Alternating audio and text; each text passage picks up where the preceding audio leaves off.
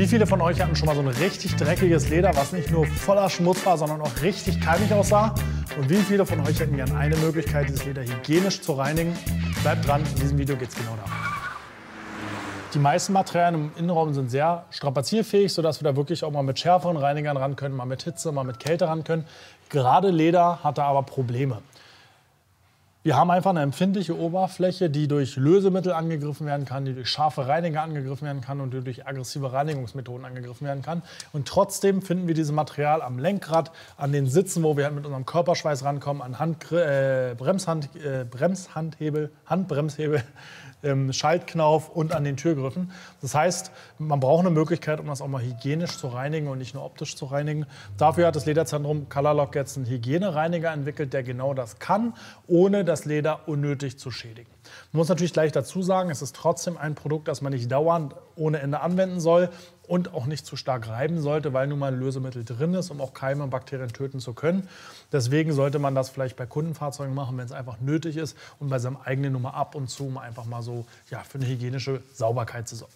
Wie man diese Produkte anwendet, einmal als Spray und einmal als vorgetränkte Wet Wipes zeigen wir euch jetzt. Die Wet Wipes kannst du einzeln entnehmen, die sind perforiert, sodass du dir entweder einer oder zwei entnehmen kannst, je nach Größe des zu reinigenden Objektes. Eignen sich natürlich optimal für unterwegs und für eine schnelle Desinfektion. Einfach, wie man es kennt, mit Desinfektionstüchern über das Objekt reiben. Man soll natürlich aufpassen, nicht zu doll reiben, denn immer noch dann denken, hier ist ein Lösemittel drin. Und gerade auf Lederoberflächen muss man ein bisschen vorsichtig sein, ansonsten gibt es hier nichts weiter zu beachten, außer eben gründlich alle Bereiche zu reiben. Bei dem Spray sieht es ein bisschen anders aus, das sprühen wir gleichmäßig auf und zwar auch so, dass genug auf der Oberfläche ist, denn wir brauchen natürlich eine gleichmäßige Benetzung, um eine gründliche Desinfektion bzw. hygienische Reinigung, wäre das richtige Wort, hier vornehmen zu können. Dann einfach mit einem hochwertigen Mikrofasertuch abwischen, genauso am Schaltknauf, Handbremshebel und wo überall noch. Dann sollte natürlich darauf geachtet werden, dass das verwendete Mikrofasertuch entweder Einweg ist, also weggeschmissen wird, oder im Sinne der Nachhaltigkeit mindestens bei 60 Grad gewaschen werden kann, damit die aufgenommenen Schmutzreste und Keime auch entfernt und abgetötet werden können.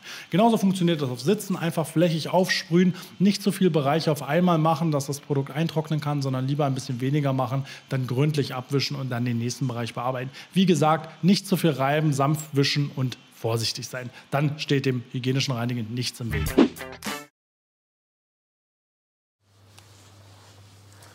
Ist eine gute Möglichkeit, um wirklich Oberflächen auch hygienisch zu reinigen, die wir sonst schwer hygienisch reinigen konnten, ohne zu alkalisch rangehen zu müssen, zu grob rangehen zu müssen. Also wir benutzen es jetzt wirklich viel bei Kundenfahrzeugen an Stellen, wo man halt schon ein bisschen sieht, okay, da wird viel hingegriffen, da ist auch schon ein bisschen abgegriffen. Die Wet Wipes, ja, für den Innenraum jetzt vielleicht nicht ganz so geeignet. Man kann sie vielleicht, wer sie braucht, mitnehmen zum Einkaufen, um den Einkaufswagen mit abzuwischen. Ich nutze sie bei uns gerne, der steht auf unserem Schlüssel safe. Und jeden Schlüssel, den ich bekomme, ihn einmal damit abzuwischen, zu desinfizieren. Und danach muss man nur darauf achten, einmal nochmal nachzuwischen, weil gerade bei Hochglanzschlüsseln wird es nicht ganz streifenfrei. Aber so hat man einfach eine Möglichkeit, auch seinen Schlüssel einmal zu desinfizieren. Finde ich sehr praktisch, auch ein gutes Ding. Wie gesagt, war eine kleine Anregung. Wer noch Ideen dazu hat, gerne in die Kommentare. Bis zum nächsten Mal.